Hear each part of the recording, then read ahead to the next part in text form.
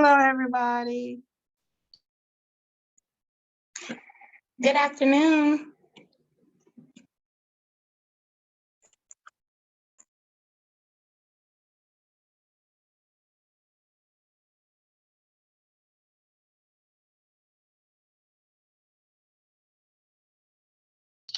Hi, Helen. How are you? Good. Listening to the rain, the traffic.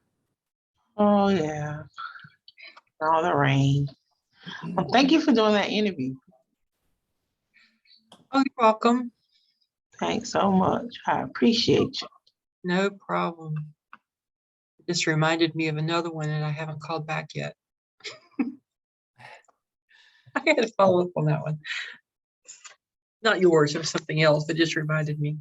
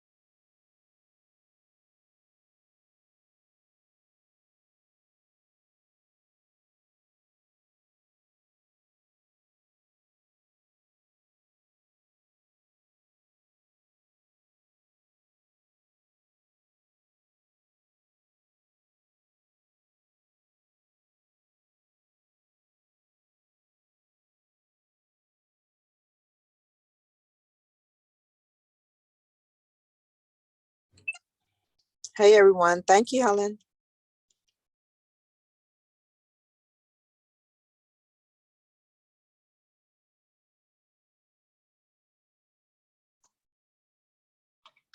So it's 3 o'clock. As soon as we know we have a quorum, we'll get started.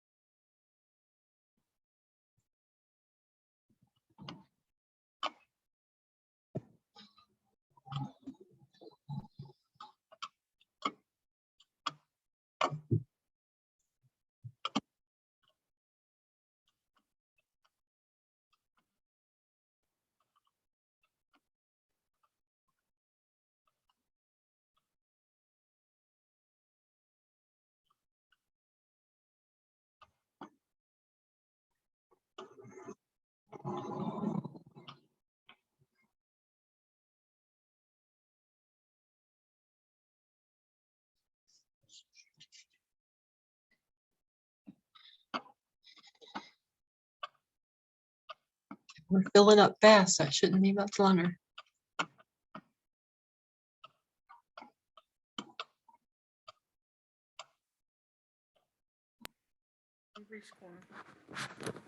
Thank you. Well, then I will call today's meeting, March 23rd, 2022, of the Homeless Services Advisory Committee to order. Just so you know, I'm chairing the meeting today. Our HSAC chair, Angel, is here, but she's got some things going on. She may have to step out a few times. And so she asked me if I would chair the meeting today, and I'm glad to do that, of course. I want to start by reading our goals. To finish and end the job of ending chronic homelessness, prevent and end veterans homelessness, prevent and end homelessness for families, youth, and children, and set a path to ending all types of homelessness.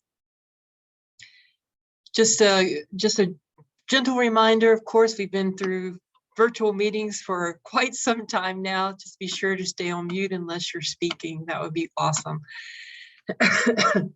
We want to start by approving our minutes for the February 23rd meeting. Do we have any changes or adjustments to the minutes that we need to talk about? If not, I will accept a motion to approve. I motion that we approve the minutes as written, being that as long as there are no corrections.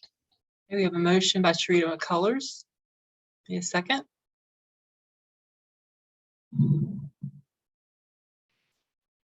Hi, Helen. This is Vega Swepson. I would second that motion, please. Thank you, Vega. We have a motion and a second. Put your vote in the chat.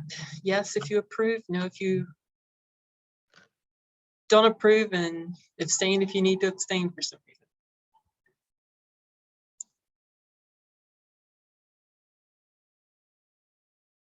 It looks to me like we have all yeses.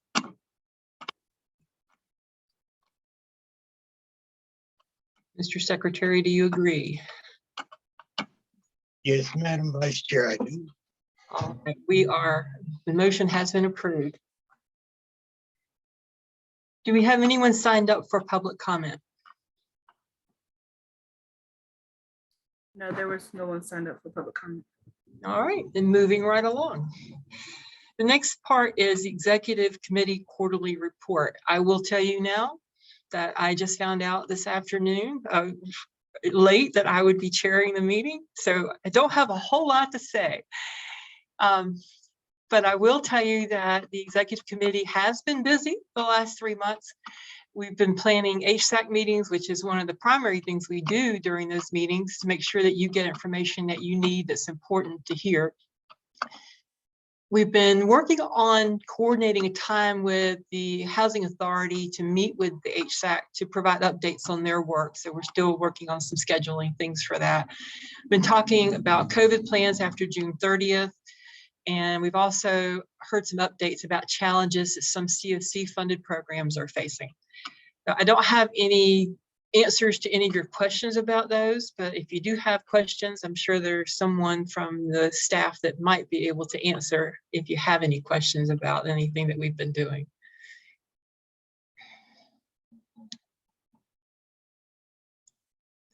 Well, if not, then we will move on to item number 5.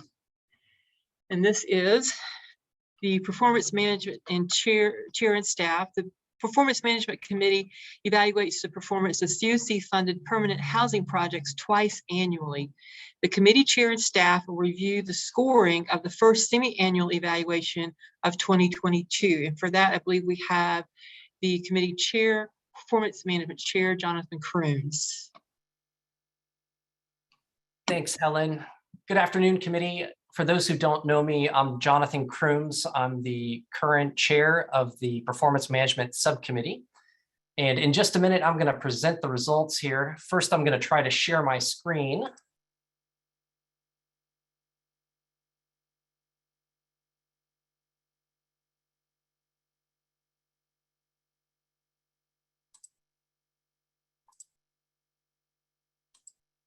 So bear with me for just a moment.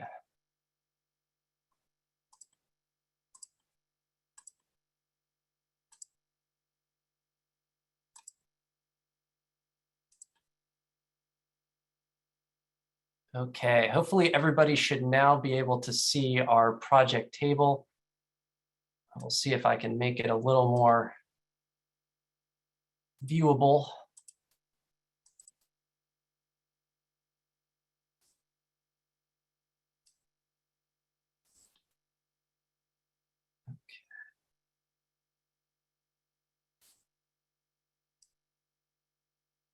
All right, hopefully that should be viewable for everybody if they can see the whole page. If it's not, just let me know. One of the responsibilities of the Performance Management Subcommittee is to evaluate our permanent housing projects twice annually. And so our scoring committee just completed the spring evaluation of our projects. We had a scoring committee of 4 members: Alicia Thompson, who's our former HSAC chair, Shay Kennert, who is our current secretary of the Performance Management Subcommittee, Danielle Butler, who's also on the Performance Management Subcommittee, and myself. The way the scoring works is that we do this in partnership with our lead agency, the City of Durham Community Development Department. We, as the scoring committee, only score component 5. Components 1 through 4 and 6 are scored by the Community Development Department as the lead agency, who have access to all of the data. And then once all of those components are scored, we put them together for one overall score for each project and discuss the results. So we scored 6 permanent housing projects and 3 rapid rehousing projects. The minimum threshold score that we want to see is 65%. And as we can see on here, every project that we evaluated scored above that.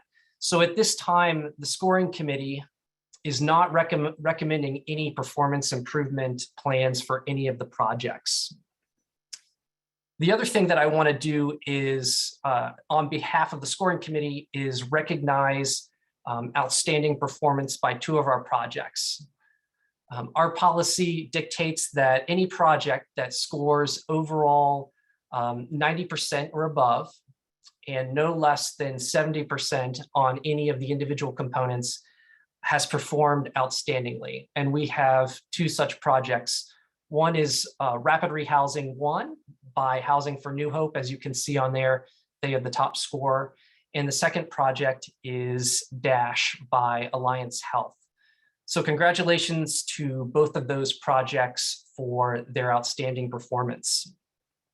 At this point, what I'm going to do is now turn the presentation over to Lloyd Schmeidler, who's going to give a little bit more in-depth analysis about the things that our projects are doing well, that are strengths, as well as some of the things that we need to improve upon, as well as talk about some of the things that we're doing to try to help improve the overall performance of all of our projects. So Lloyd, I'm going to go ahead and turn it over to you. Good afternoon. Thank you, Jonathan. A few comments regarding the performance of the projects. As Jonathan noted, there's 2 kind of sets of projects. The rapid rehousing projects from Rapid Rehousing 1 and 3 from Housing for New Hope, and the Fresh Start project of Urban Ministries. The first thing we might note is that those of you who have been around for a couple of years and involved with this, the HSAC, will know that as we've started this process, we looked at kind of equity between the rapid rehousing project scoring and the permanent supportive housing projects, the 6 permanent supportive housing projects.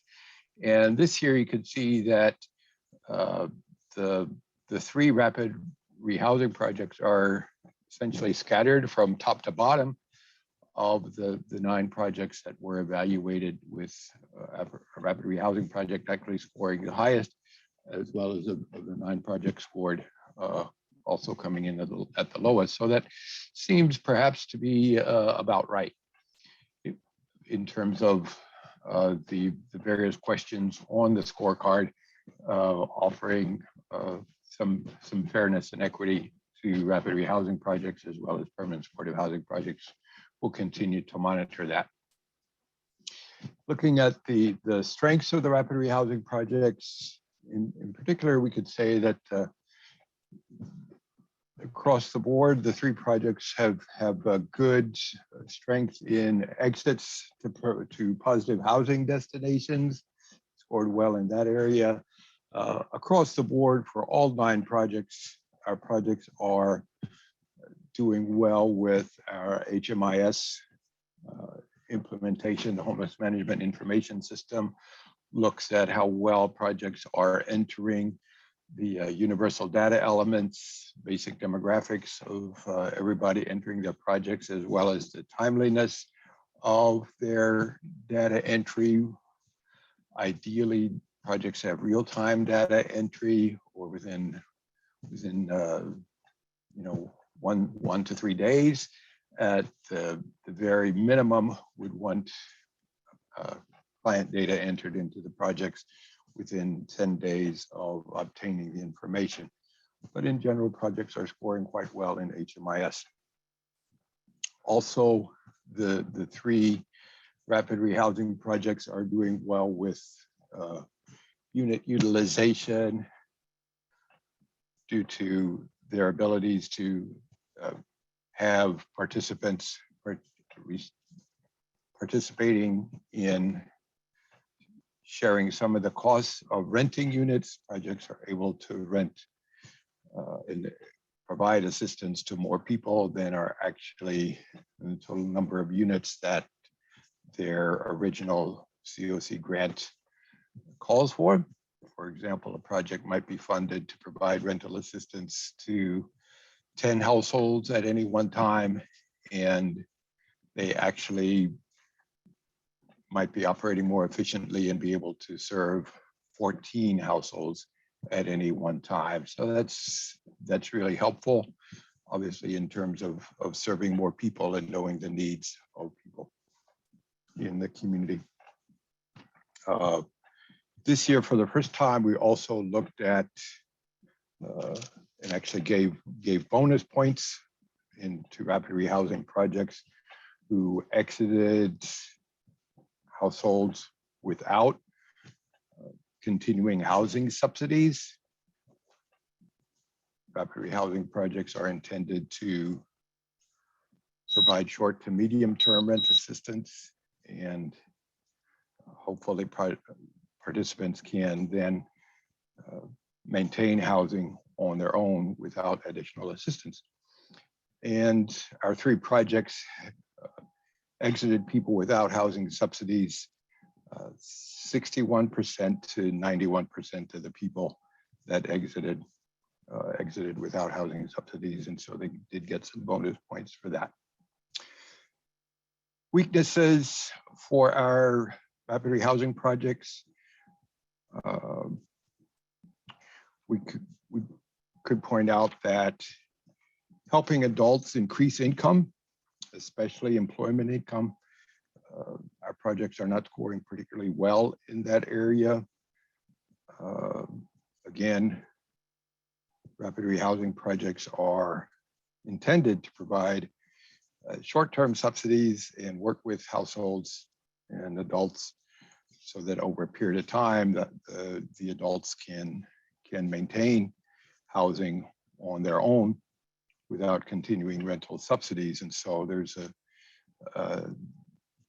really a great need for helping people perhaps access additional job training or education, or just to helping people access employment. We do have a low unemployment rate, and we know there's currently in this economy lots of job opportunities, but it seems like our projects are still struggling with that. Our projects perhaps are not serving the high need and vulnerable populations in our community as well as they might. At least they are not scoring particularly well in that area. And then the third area of concern might be the housing first implementation. All three of the projects scored around 35 of 45 possible points, or about 78%, so less than 80% in terms of documenting that they're really implementing housing first approaches and standards in their policies and procedures. Those would be some three areas of weakness or concern. In looking at permanent supportive housing projects, the strengths would be the stability of people in the permanent supportive housing projects, the people with high rates of disability are entering the projects. Generally, we intend our permanent supportive housing projects to be serving chronically homeless people. And so those households do need to have an adult with a disability when they enter the project, and they're doing that and doing it well. Unit utilization and project efficiency also is of a good quality. And finally, as I mentioned, for rapid rehousing, also the HMIS implementation is strong. Weaknesses for our permanent supportive housing projects, for the 6 of them listed. We could mention, again, helping participants increase employment income. HUD has a goal of 20% of people in permanent supportive housing projects have employment income at the end of the project year, but only 2 of our 6 programs are meeting that goal currently. On a similar area of concern would be helping people access non-cash benefits in health insurance. I think our case managers could be paying more attention to those areas. And then we did notice that housing first is not as clearly documented in the policies and procedures of our permanent supportive housing projects as it is for our 3 rapid rehousing projects. Those would be 3 areas. And then lastly, I do want to invite our manager, Colin Davis, to talk about the situation of the Durham Crisis Response Center. You'll notice that their rapid rehousing project is the last row on this table. We actually were not able to score their project because we didn't receive any data from DCRC. This project was first funded in the 2018 funding COC funding competition. It started implementation late. It ordinarily would have started in 2019. Didn't get started until I think March of 2020. But it was eligible to be evaluated according to our COC's evaluation policy in this first evaluation this year for the first time, based on, again, their initial performance. But their domestic violence projects are exempt from HMIS participation because they serve survivors, and so, but they are obligated to have a comparable database, and DCRC continues to struggle with having a comparable database and getting data to us as well as to our partners at HUD. So Colin, if you want to say more about that situation. Sure. Good afternoon. So DCRC has been operating this rapid rehousing program. It got started late due to contracting issues with HUD. They have had some challenges. There has been a change. We're going on our 2nd executive director change at DCRC, and there are some compliance issues that are flagged on the HUD side, as at the end of every grant year, agencies are required to submit an annual progress report to HUD. Part of that annual progress report to HUD is what we use when we do this scoring and evaluation tool. So the first year of funding from DCRC has not yet been reported to HUD. as they do not have an HMIS compatible database. The community development team has been talking to and working with DCRC for at least the last 6 months, trying to help figure out where they are and what's going on and off before that to try and help move things along. So we are in the process now of trying to figure out where they are. They do have a plan in place to secure an HMIS equivalent database that will generate the HUD required reports, which will allow us to be able to score things. The concerns on this are twofold. One, we don't have data to see how well they're performing. Two, HUD doesn't have data to show what they've spent, what they haven't spent, and how well they're performing. And three, when we go into our next COC competition, if we have low performing organizations, HUD asks, what are you doing to A, help people improve scores? You know, typically the performance management committee will put a low performing organization on a performance improvement plan and figure out how to help get them up.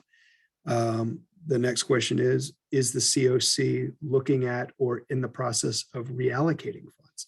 So there will be a lot of conversations happening over the next few weeks and months with DCRC about options going forward, about trying to get where we need to be, possibly reallocating some or all of these funds to other projects, or trying to figure out how we get there if we're able to get the reports and see things are in pretty good shape. So that's where we are at this time, is trying to work through this and try and bring them along to help our overall community score. Because, you know, as I like to use the reference, the COC competition is a team sport and an individual sport. So we have a team application and everybody on the team has to pull their weight. We can't have one star player, and we need to have everybody sort of pulling and working in unison to help those experiencing homelessness in Durham. They have located a database option. We have met with HUD Greensboro, and we have met with HUD Greensboro, and we've met with the HUD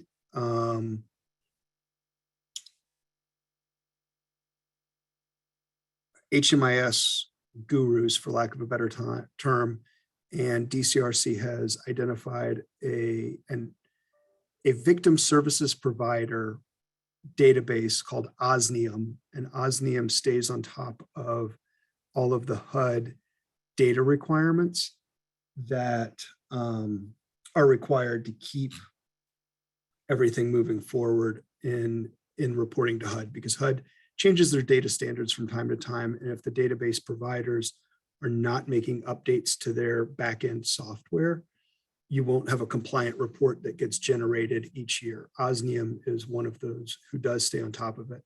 So at this point, Sharita, should we be alarmed about where they are?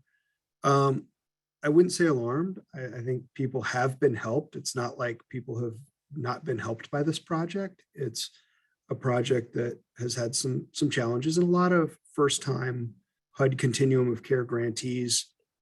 It is a very steep and very fast learning curve. I think this is just kind of exacerbated by some of the staff turnover that they've had in recent years, has also made it a little bit more difficult. Other questions?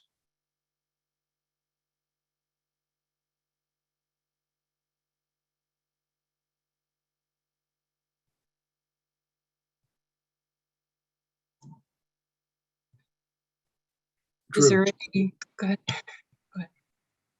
Go ahead, Drew. Hi, everybody. Thank you. Can you hear me okay? Yep. So I was thinking that this is always an interesting moment in every year of the COC's process. And I was kind of wondering, in a way, it gets to Ricky's point about feedback loops and so forth, and to see sort of maybe the last 3 or 4 years of the total points and the percentage, right, of total points available? Because we have basically the same providers, and it would be interesting to see sort of how they score over time, and it would maybe give even clearer indication of where technical assistance or other, engagement might be helpful, both for sort of local function, also for our HUD scoring and so forth. So I'm just curious about that. I also noticed that the scores were sort of across the board were pretty low on housing first orientation, and I'm just sort of curious about. I assume that people understand what housing first is, so there's some decision making going on there in our partner agencies, and I'm just kind of curious, kind of how that's playing out, or what that means for our continuum.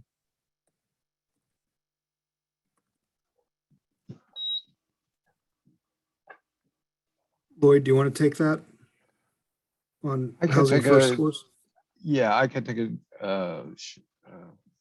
opportunity to respond to both of those. We certainly can develop a spreadsheet that shows scores over time. A caveat about that would be that the scoring tool does change slightly from year to year, so we're not necessarily comparing apples to apples necessarily, because the component areas have remained the same. Some of the scoring values within those components have changed, but we could certainly provide the table showing the overall scores of these projects over the last few years. In terms of the housing first implementation, as is noted here on the table, although Jonathan didn't necessarily highlight it, one of the things we strongly suggested that projects do this year was complete a housing first self-assessment that HUD has made available to COCs around the country for 4 or 5 or 6 years. It's had a couple of different iterations over the years. I don't think it's been revised substantially in the last 2 or 3 years, but that tool we only partially use as part of this evaluation tool. And the part we do is have the scoring committee, as Jonathan mentioned, look at and read through the project's policies and procedures to see how well those policies and procedures document or say that housing first approaches are being used in the project. In the self-evaluation that is asked of projects, that was asked this year, it's a 3-part evaluation. It looks at are housing first approaches documented in policies and procedures? Do staff talk about, are they able to articulate housing first approaches to working with individual clients? And in working, perhaps interviewing clients or just looking at the functioning of a project, is housing first actually being implemented? Part of the reason, you may note in the last column of the score, for the 8 of the 9 projects that did complete the housing first self-evaluation and submitted that along with the overall scores of the entire performance evaluation tool. Part of the reason their scores generally are a bit better, perhaps, than the committee scores, is that, not surprisingly, we evaluate ourselves somewhat higher across the board than perhaps someone who might be trying to take a more objective approach. But we think it's a valuable exercise, and particularly to your point, Drew, that it does really, from our point of view, kind of call on the the organizations and the project leadership to look at what are the components of really implementing Housing First. Just a quick follow-up. Thank you, Lloyd, for that. I would, you know, in a way, the Housing First is not a new concept. I'm sure that all of our providers, you know, sort of know what it is. And that's kind of what I was alluding to earlier, that, I mean, it would seem, you know, are making some decisions about how they want to, how they're able to operate their organizations. And sort of on some level, it's turning out that those are the way that they're able to operate or choose to operate is not fully sort of in line with Housing First. And I think in a way, I'd love for us to sort of have a more open conversation about what the challenges to that are for them, and just kind of to understand that a little better. I mean, that can, you know, be for sort of future thought and follow up with the HSAC if you all deem it appropriate. But I think that's just sort of an interesting, it may not be a disconnect with our, you know, community development staff, but it's sort of a disconnect maybe with HUD policy, or I don't know. I will share, Drew, that some of these matrices that HUD gives you and some of the real world don't line up well. A Housing First model, by definition, is you rehouse people as quickly as possible, whether they have income or don't have income, whether they have identification or don't have identification. And on paper, that's fantastic. The challenge becomes, you find a landlord, no landlord will ever rent you a place unless you have an identification and some sort of something saying you have some income, or a voucher promising to cover the rent in perpetuity. So there, sometimes you run into that with really high barrier clients, that it's impossible to get to housing because the rules by HUD don't intersect with what the private market landlords require you to have. So when you mix those up and it happens, you end up with perhaps looking like there's a disconnect on a Housing First level. I guess if it's that pedestrian, I don't probably need a whole lot more. I mean, that's just a very simple example that I've seen in my career. But it might be more than that, in which case it might be of interest to the broader group. I can also add in a little bit here as well. You know, given that component 5 is the, you know, the main component that the scoring committee looks at, I can certainly give a little bit more of an overview. It is the most subjective part of the overall evaluation, aside from, you know, the project's own self-evaluation. And so sometimes when we were looking at these you know, the policies and procedures, you know, things are not always spelled out as clearly as maybe our questions that we score from want. And so, you know, from, you know, speaking from, you know, how the group process worked, I mean, we had to discuss, you know, many of the answers as to whether or not they met, you know, the full credit. And so, you know, in that sense, I think, you know, maybe as part of our feedback, we can give that information to our projects that we need some things, you know, maybe spelled out a little more clearly in the policies and procedures as well. So that is part of it too. Danielle, who's one of the scoring committee members, also put some nice, you know, very accurate comments in there in the chat box about that. The other thing too, speaking to what, you know, Colin said, you know, about Housing First, I mean, it is also, as I understand it, a fair housing issue too. You know, the private landlords are the bread and butter of rapid rehousing because, you know, they are subject to a little bit different laws as opposed to, you know, maybe our commercial apartments when they're advertising publicly. You know, you can't treat people differently, you know, essentially. So, you know, that is a challenge because, you know, if you look at a commercial apartment to rent, you know, you're going to have to meet the same qualifications that everyone else is.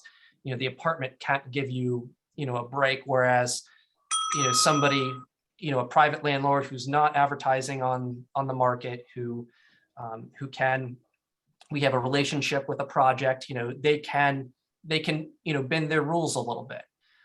All of that definitely poses a challenge. What I'll add from the services side is that, some of these projects were, one of the challenges of the COC is, the projects get designed and then they, for the most part, stay static in terms of their design and their structure for a long time. And so some of these projects were designed kind of in a previous era and necessarily caught up to the expectations of either the COC or HUD in this era in terms of, particularly in terms of services and housing first structures. And then, the other thing, not having scored, but I can say we did a lot of work with a number of both permanent supportive housing projects and rapid rehousing projects to review their application processes and start to say, well, why are you asking for this document? Is this just because this is the way things have always been done? And we found that there were a lot of places where things were being asked for that really weren't needed. And that the providers were able to pare that down a lot and say, okay, here are the basic things that we need and get something streamlined across the board. I don't know, having not reviewed the applications, whether that then to the point that was made, I think maybe Jonathan, you made it about clarity and policies. I don't know if that's been then the changes that have been made and the progress that's been made on implementation, if that's been then pulled back into their policies, right? And they've fully reflected that. So that would be something else to look at, is like the progress we've made over the last year in some of these housing first areas, whether, the providers are getting full credit for that by actually putting it in their policies and making sure that that's reflecting what they're doing, because I have seen a lot of the providers really paring down what they're asking for and being a lot more flexible with clients who might have a little bit more of a challenge in terms of documentation.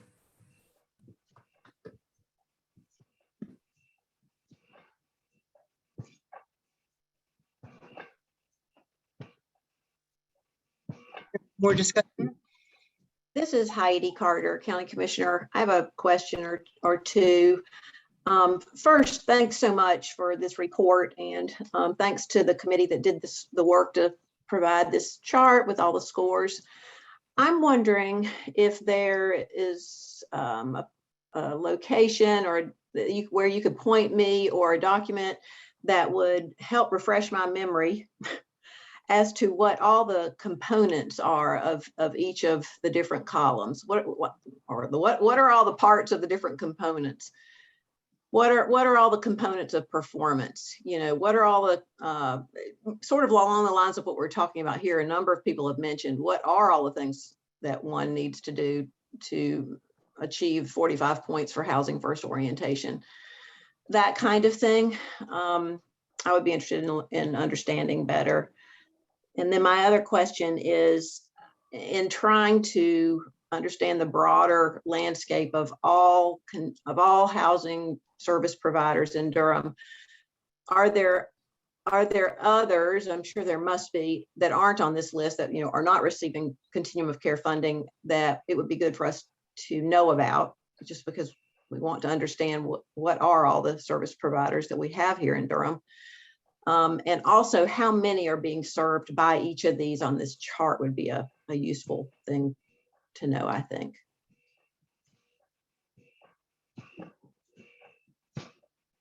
Great questions, Commissioner Carter. I can sort of help answer some of that. So we can get you sort of the easiest place is to look at the document that feeds into this, and it has the breakout of kind of what comes into that. We could send that out to the full COC. I think, Lloyd, we can pull that together and sort of send that out to everybody to look at.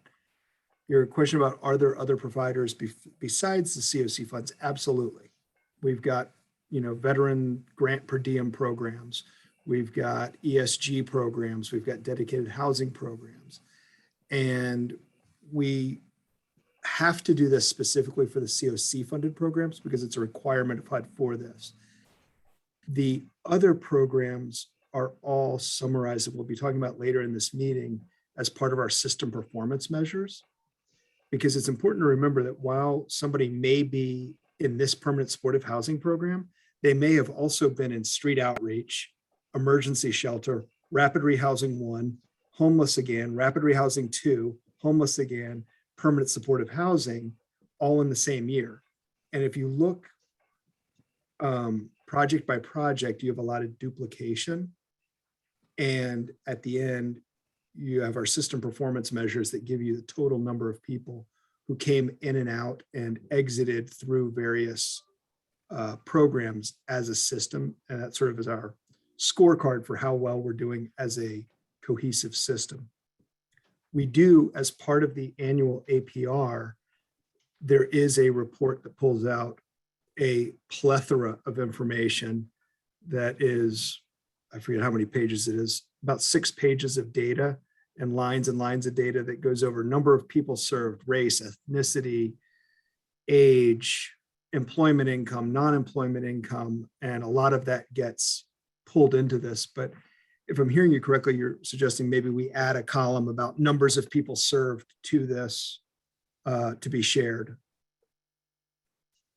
in addition to the scoring, just to give an idea of size of scale of project, perhaps. Exactly. Yes, Okay. thank you. I think we can look at doing that. And I'm appreciating the comments in the chat too.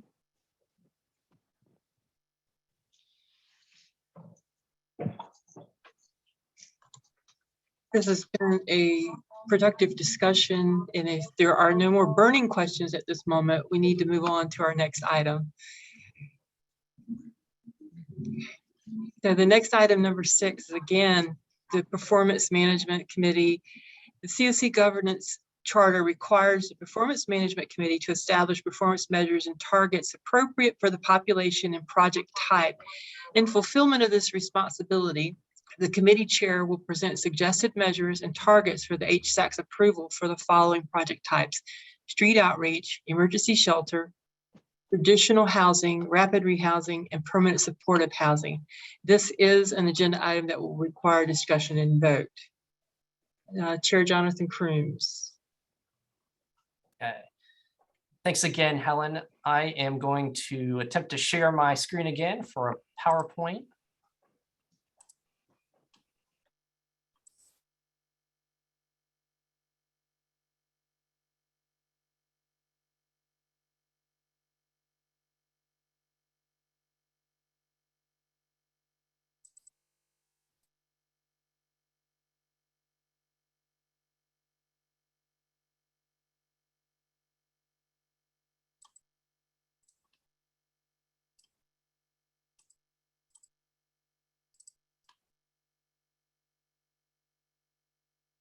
All right, thanks for your patience, everyone. So one of the tasks of the Performance Management Subcommittee is to periodically recommend some adjustments to the project performance benchmarks. So certainly, you know, a few minutes ago, as we were talking about the COC scoring, that's just projects that are funded through the COC process.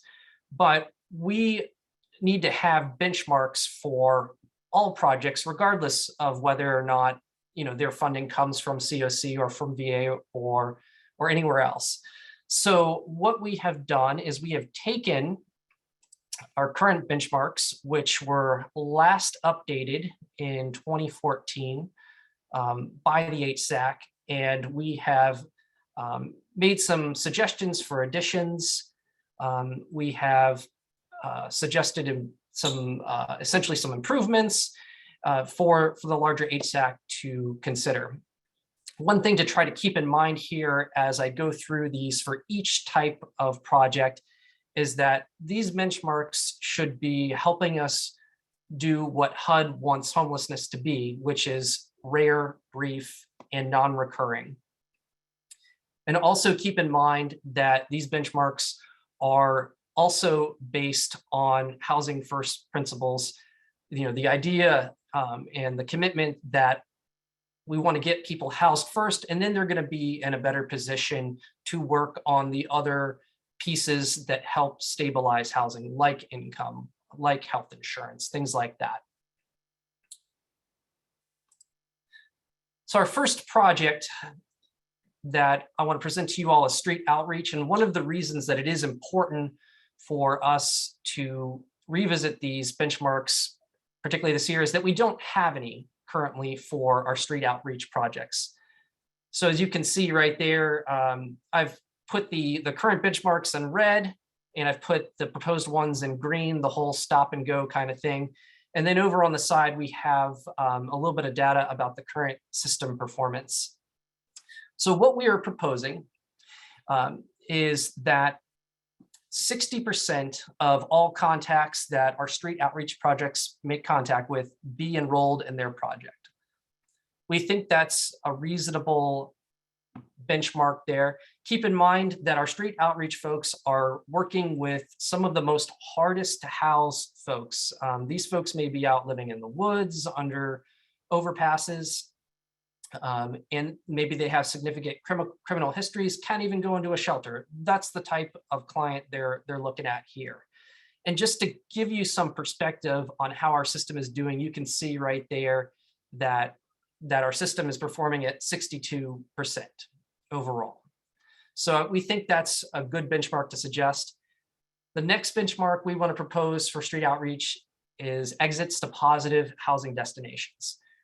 We think a good performing street outreach project is going to exit folks, 50% of all those enrolled, to a positive housing destination.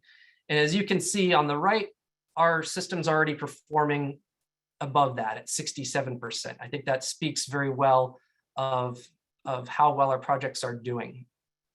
You know, certainly a few minutes ago, we talked about income and housing first. So the next benchmark that we want to see here is that 40% of folks who exit street outreach exit with income. Just like we talked about, a few minutes ago, the reality is that, that for most folks to get housing, they're going to have some sort of income. So we know that's got to be part of the picture. And as you can see, we're performing overall at 45% right now. So we think that's a very good benchmark here. The last benchmark we want to suggest for this project is exits with health insurance. Certainly, we know that health insurance, does not necessarily directly get somebody housing, but having access to healthcare does enable one to hopefully stay healthy and work, or even just not accumulate debt from healthcare bills, that can, affect your credit. So we want to see 40% of folks who exit street outreach, at least that number exit with some health insurance. And as you can see, we're performing right at 45%. Before I go into the next project, I do want to say a little bit about our process. I meant to say this before I started this, but got a little ahead of myself. So how we came about these suggestions is that the Community Development Department, in partnership with the committee, put together a survey that our members completed. And one of the many strengths of our committee is that we have a lot of presence from projects, our COC projects on that committee. And so the feedback that they gave and that we are giving here reflects a lot of the reality on the ground. We discussed these, voted on them, and have come before you. So I just wanted to tell you all that before I move on here. So our next project would be emergency shelter for families. So we currently have two benchmarks: exits to positive housing destinations and length of stay. So we are proposing that the exits to positive housing destinations be increased to 65%. As you can see, we're already performing above that. So we think that should be raised to reflect the current success that we're having. Length of stay, we think, needs to be relaxed to 90 days or less. Right now, the system is performing at 124 days, so we're not really very even close to the proposed benchmark we're suggesting. But if you think about the challenges that families have, families do oftentimes need more resources to help them get out of homelessness. there are just unique factors that can lengthen their stay in shelter. So we think that needs to be reflected in the benchmark. The last benchmark we're proposing is a new one, total income at exit. Again, because income is just so heavily tied to housing eligibility. We think that needs to be there. We're proposing 60%. We're actually not quite performing at that at this point, but we think that that needs to be better, and that benchmark is pretty reasonable there. So our next project is emergency shelter for singles. So we currently only have one benchmark for that, exits to positive housing destinations. So our current benchmark is 30%. We're proposing that that be raised to 35%. Currently, as a system, we're only performing at 35%. We did not previously have a length of stay length of stay benchmark, but we are proposing 60 days or less. Currently, we're performing at 91 days. I would also add in here that, you know, the gold standard for HUD is 30 days or less, and that we should always be working towards that. But the reality, you know, given the, you know, unique factors of our housing market, you know, the challenges of finding somebody who will work with someone who either has limited or no income, those are challenges that add to the length of stay. And so we think this benchmark in here, if projects can meet that, then they are, you know, they're doing really well. And I will also add in here that some of our projects are even meeting the 30 days or less, which is incredible, but it's the majority are not at this time. And so we think this benchmark is a little more reflective of how things are kind of playing out overall. Last proposed benchmark here, total income at exit. We're proposing 60%. Right now, our system overall is performing at 53%. So we want to set that, you know, high. We want to see that our system perform better there. Transitional housing. So currently, we do have several transitional housing projects in the COC, and we have 4 current benchmarks for those types of projects. We are proposing to increase the exits to permanent housing from 65 to 75%. We think that's warranted given our current performance around 79%. We are also proposing that total income, the benchmark for that at exit, be increased from 20% to 65%. Transitional housing by its name is not meant to be permanent, and it is essentially a bridge to moving into independent slash permanent housing. And of course, as we've talked about, income is going to be key on there, wherever that income comes from. Some folks who do end up in transitional housing do have the ability to earn some income. You know, some may not be able to do that due to disabilities. We're suggesting that the earned income benchmark stay at 20%. As you can see there, we're performing right around 21%. The biggest change we're proposing here with transitional housing is that the benchmark for mainstream benefits, currently at 75%, we think it should be dropped to 25%. And this has come up in other discussions around scoring.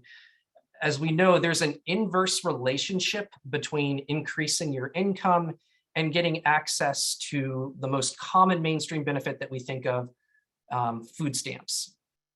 And quite frankly, we think that income is more important than food stamps in terms of meeting that housing first. As you can see right here, we're performing at 17%. And part of the reason this discussion came up is that, you know, on previous scoring, sometimes projects were scoring low, and it wasn't necessarily a reflection of, you know, a project's performance. It may be that a veteran, or excuse me, a client, you know, has income and they're just not eligible for that benefit. So there is that inverse relationship there that we want the benchmarks to take into account.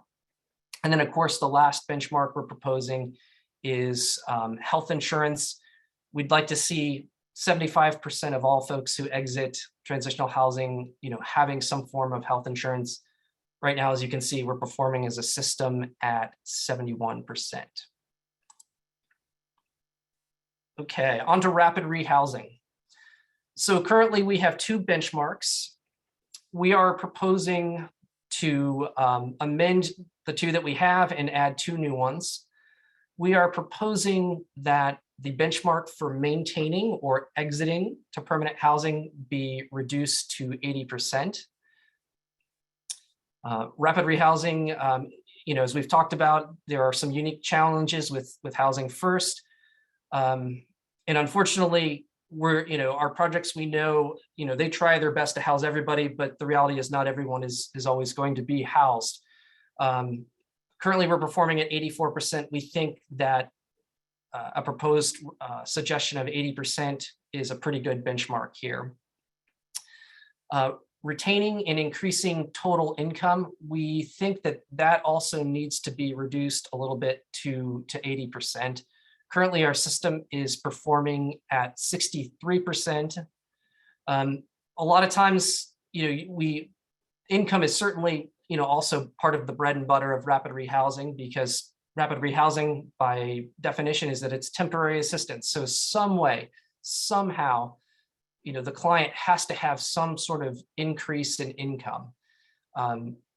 And so we think that given how we're performing, maybe a little bit of reduction in the proposed benchmark is warranted here. Length of time between project entry and housing move-in. So this, goes back to the whole homelessness should be rare, brief, and non-recurring. I can do that. Hold on. So we are proposing a new benchmark of 60 days or less. Currently, we're at 80 days. And we do have some projects that are getting folks in 30 days or less, but that is not the majority of clients' experience at this time. So we think that 60 days is pretty reasonable in terms of a benchmark there. We're also proposing adding health insurance. We propose that 75% of folks who exit rapid rehousing have some form of health insurance. We're actually performing quite well there at 76% in the present. So we think that's right on target. Our last benchmark proposals here are for permanent supportive housing.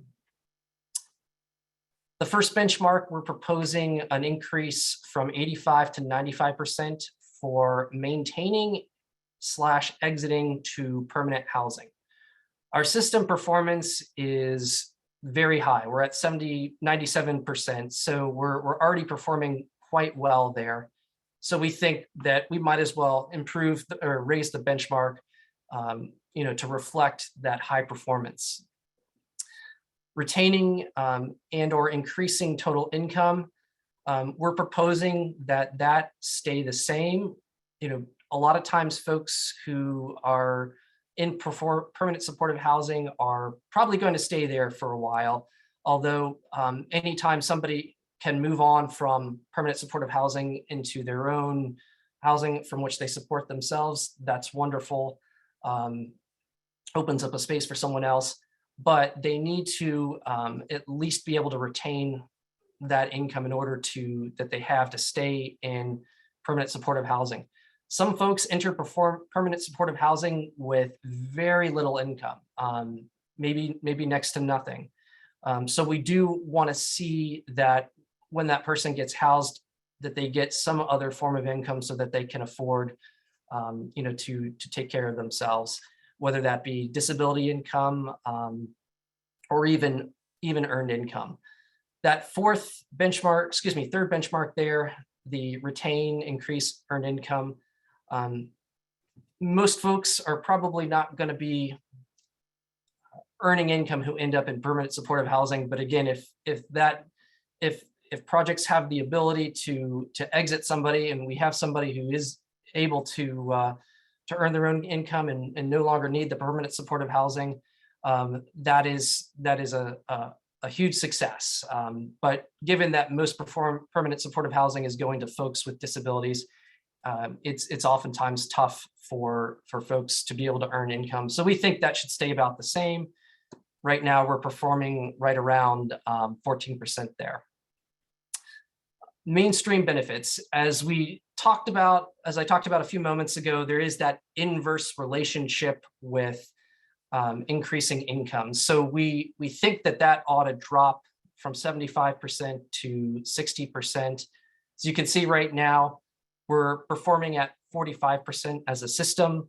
But again, that it's not really clear that that's an issue with the project. It's probably more likely reflective of the inverse relationship there between income and food stamps.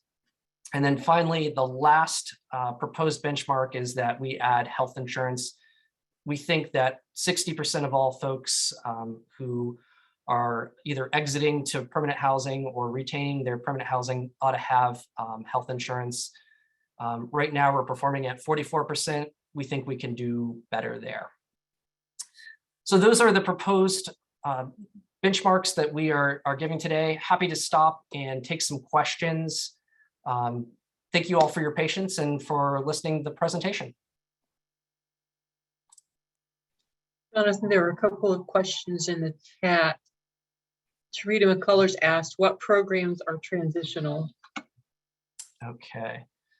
So the programs that are transitional in our COC right now are TROSA, and I believe Maple Court. Correct me if I'm wrong on that, Lloyd. That is correct. TROSA has 20 beds contracted with the VA for granting per diem beds specifically for veterans. And Maple Court also has, I believe, 24 beds specifically for veterans in transitional programs. Okay. Thank you. Brian Furman asks, since North Carolina did not expand Medicaid, do we have any sense of whether 75% of our homeless population is even eligible for health insurance? And if not, how would this goal be attainable?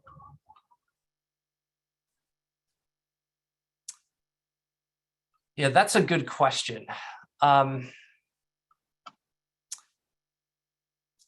Lloyd, is that something you might be able to answer? I'm not aware of any particular studies that specifically evaluate what percentage of homeless people are eligible for Medicaid. This is Sharita. That 75% was under rapid rehousing clients, right? I'll go back to it.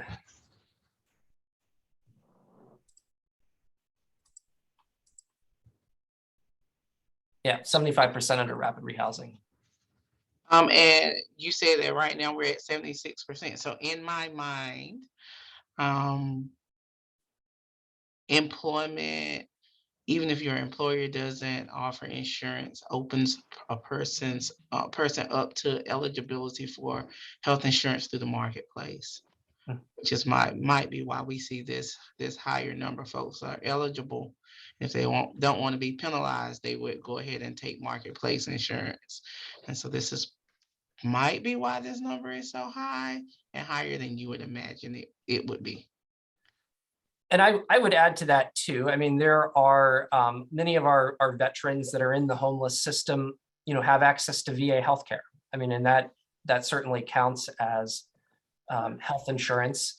For our clients who have, Social Security, disability, or SSI, they're getting Medicare and Medicaid, and then of course, the insurance possibly through the marketplace or through our employers.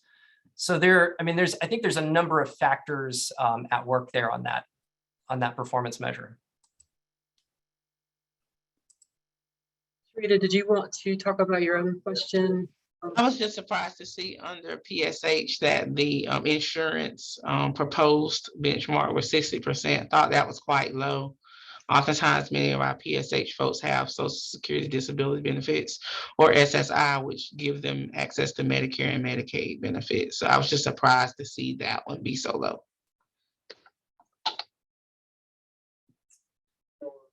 So I think on that one, we may have some unreported data, and that may come in there if I'm recalling correctly. But it is, I was surprised myself when I saw it, because I would have figured that most people who are in PSH have some sort of health insurance, whether it's VA or whether it's Medicare or Medicaid. I think we'd have to look a little closer at the data to get a more specific answer, though. Shana Carrigan commented that she'd be interested in seeing each benchmark compared to the different type of homeless programs. Okay. That's So Shana, are you saying you'd like to kind of see it, basically all the projects on one page, essentially with Yeah, just marks that are common across? Yeah, to see how all of them are performing with, exits to permanent housing, increased income, benefits, just to get an idea of what the proposed is, what the current is, and, just to see, because it's hard as you were scrolling through each one to remember what the previous project was compared to the current one, and just not really being able to picture everything. Okay. I can try to put something together. I have to say it was sort of a challenge trying to figure out how best to present all of this without overwhelming the screen with data. So I will certainly try and see if I can, put something together that is readable. Or if it's something that was sent out, I can just look at it myself instead of. Okay. Yeah. I will work on that. Or could you just scroll back to the family shelter, just out of curiosity? Thanks.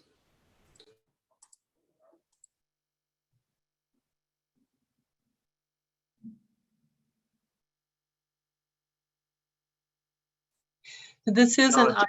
Go ahead. Go ahead, Ryan. Jonathan, I had a question and a comment. My question is, I'm just interested to hear if any of the providers, that are involved in these different interventions had any input into the goal setting, or if this process was completely divorced of the providers. And, my comment is my biggest concern would be, I think that the income targets seem high to me, and that's consistent across the different interventions. I completely understand, if we have folks that are running rapid rehousing programs, what the landlords are saying, or, what's the household income, and there's just a ton of pressure to get folks at or above, a wage that will sustain housing. So I understand the desire to move these numbers up. I just also want to point out, though, it is somewhat contradictory to a housing first approach to be, wanting folks to get a job and show income growth before accessing housing when we're talking about our shelter folks. It's a little bit different than a true housing first approach. So just wanted to put that out there. Yeah, absolutely. And I agree with that.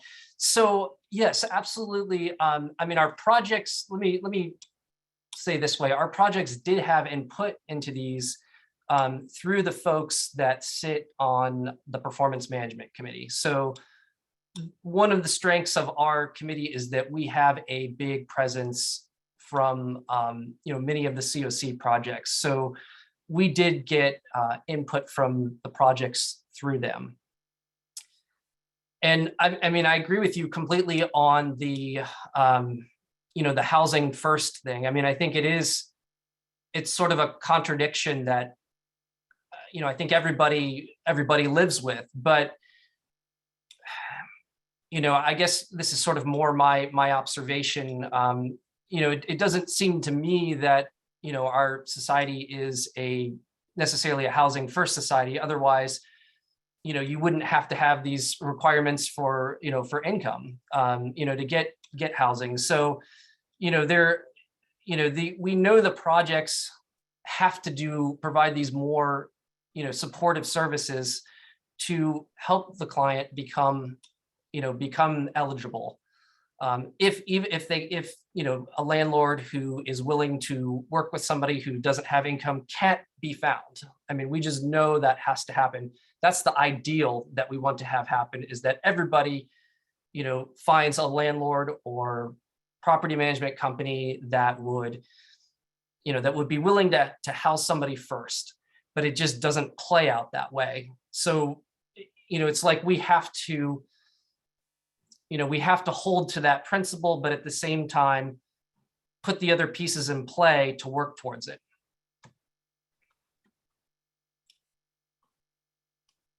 Commissioner If Carter, I can, go ahead. sorry, if I can chime in here, just want to kind of talk about the realities on the ground as to how we're thinking about this. So in total agreement that as a COC, we do not want to be messaging to shelters or anyone else that income is a requirement for housing. The reality of the COC's current resources is that we are actually doing, I think, quite a good job as a COC at creating access regardless of income, kind of income blind, if you will, to the resources that we have, more than ever before. But the reality is that we have way fewer housing resources than we have clients. And so those clients that are not a priority for immediately being rapidly rehoused or getting permanent supportive housing, they're going to need to create their own pathway. And I think that's what we've been working with the shelters on, is to be working concurrently so that, talking about what are realistic pathways for clients. If a client can get a prioritized for a rapid rehousing slot or a PSH slot or a voucher, let's do that. If they can't, we're going to have to go that more traditional income self-resolve path. So it's kind of triaging clients right now and figuring out, is there a supported pathway? If there is, then we're not making income a requirement in any way for that. But if there isn't, then that's really where starting to support the income and working on that path comes in. And that doesn't necessarily have to be employment income, right? That could be soaring the client other pathways as well.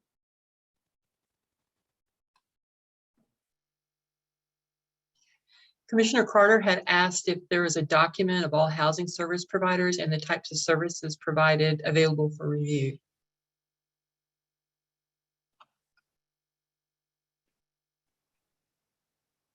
Okay, Lloyd is talking about that. Go ahead. We could pull one together if you want us to. It would be by funding source and what types of work they do. We could do that if you'd like.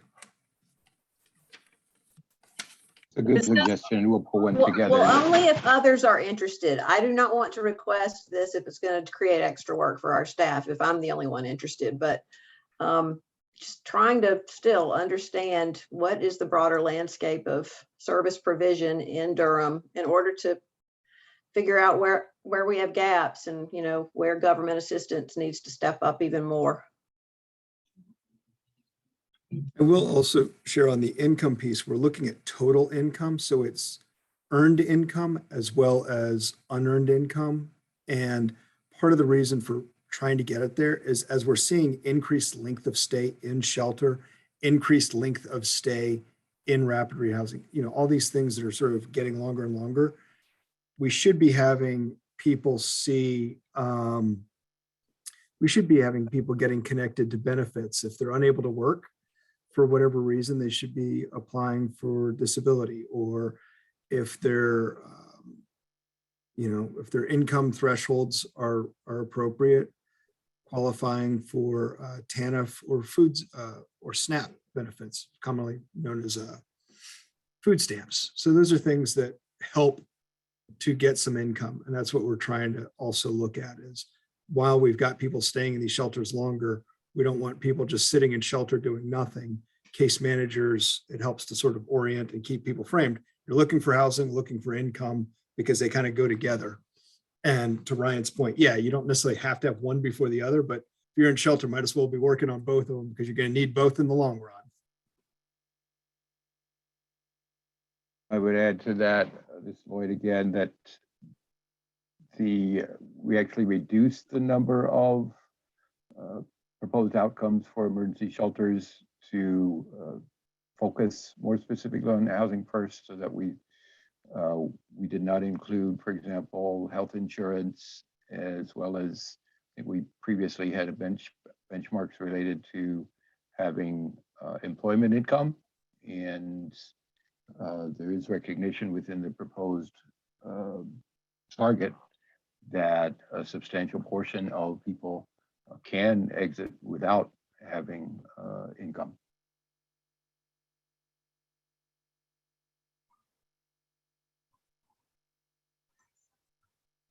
This is an item that requires a vote.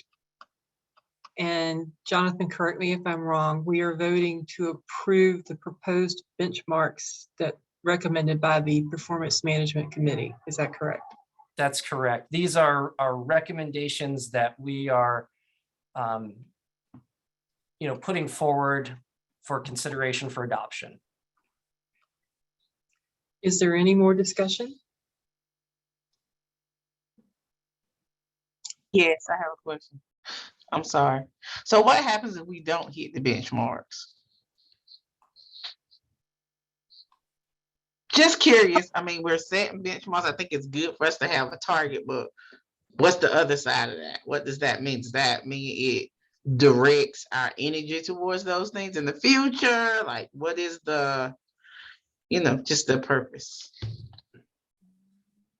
Yeah, so this is something we talked about, and I will also ask Lloyd to chime in here if there's anything else to add or if I've mischaracterized anything. But this is separate from like funding processes.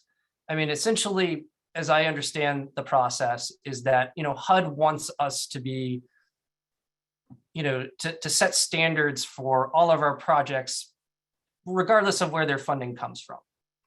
So, is something bad going to happen, funding wise? My understanding is no, but we are, I think it is something to be said to, to be setting forth kind of minimum standards for what we think our projects should be doing. And these are things that can be updated too. It's not like, these are suggestions we're making at this time. Who's to say, that they can't be amended, at another time in the future too. Thank you.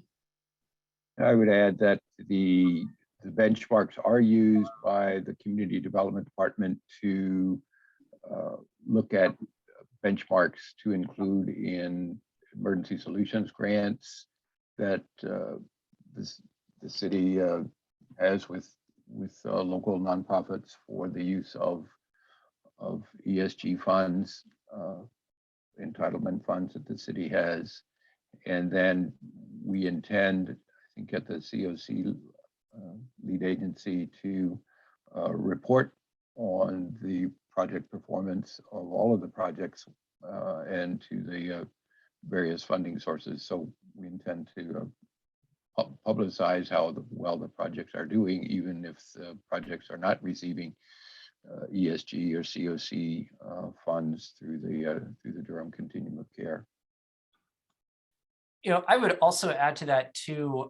This is something that just kind of came up a couple of years ago when I was chair of HSAC. Is that sometimes a project might be applying for an outside funding source and ask for a letter of support or required some sort of statement from the COC about whether they're in good standing or not. And it's nice to be able to have a benchmark where if we get asked to do that, where we can say, we have something to measure and we can, write something, substantive in that letter when those opportunities come up too.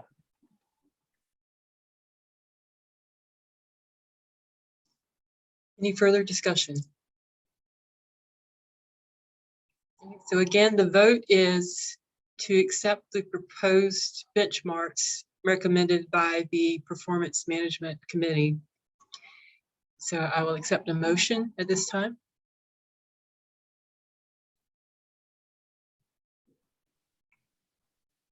So moved, Madam Chair. Motion by Commissioner Heidi Carter. A second?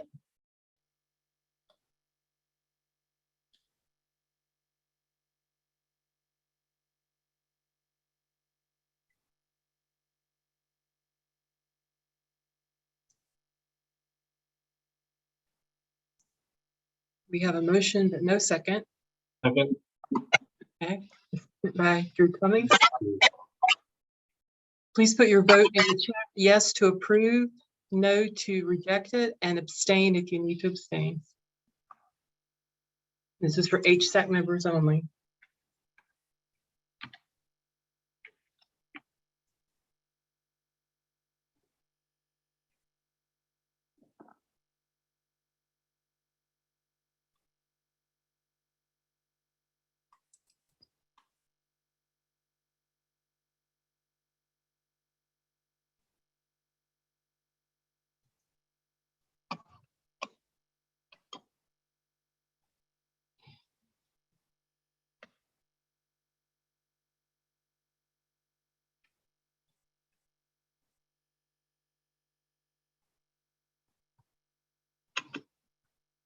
Seeing all yeses so far. Okay. And one no, okay.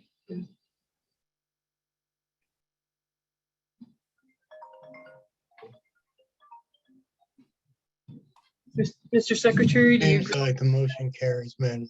Well, we've got 2 no's, but the motion carries. Thank you, Mr. Secretary. The motion carries.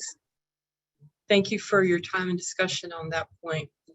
I have our next item is scheduled for 20 minutes. I want to ask Lloyd, is this something that we need to discuss today? And if so, do you have enough time? It can be tabled until next month. Thank you, Chair.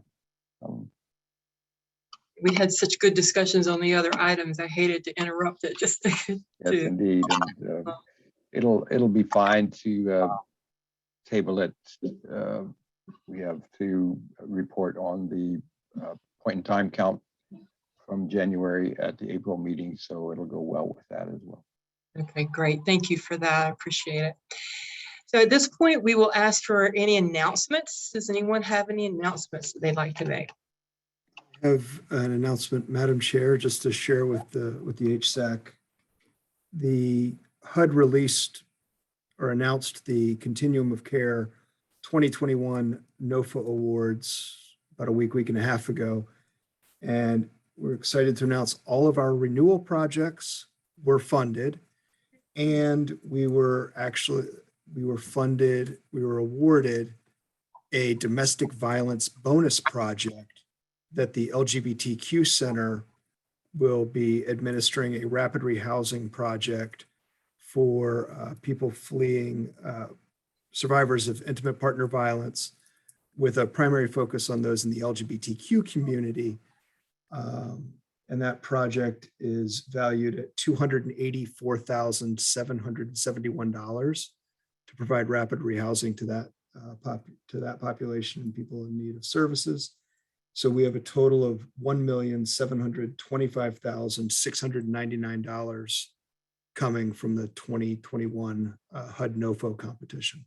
So kudos to us and a very strong application. And we will keep on keeping on. Yes, thank you for sharing that. Do we have any other announcements before we adjourn?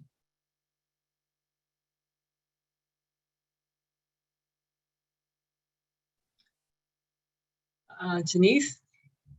Hi, I do not have an announcement. I do have a question though, because I'm new to HSAC, and I wanted to know, is there a directory for new members to use if they have questions, to reach out to fellow members, just to be, I know I have received previous agenda items, but if there are specific questions that I have, just to be able to reach some of the fellow committee members for those questions, or should I just be reaching out to the chair? I don't recall receiving a directory, but curious if there is one that exists. There was some questions I had from a previous meeting, but did not know how to reach anyone. Yes, the directory can be provided. I'm sorry. Yes, a directory can be provided. Okay, thank you. Is that list on the Open Doors website up to date? Because that could be a good option too. There's one there. Yes, but I don't think it has contact information. Thank you for that. Any more announcements or questions? If not, we will be adjourned. Thank you very much for your time and enjoy the rest of your week. Thanks, everybody. Bye. Thank you, guys.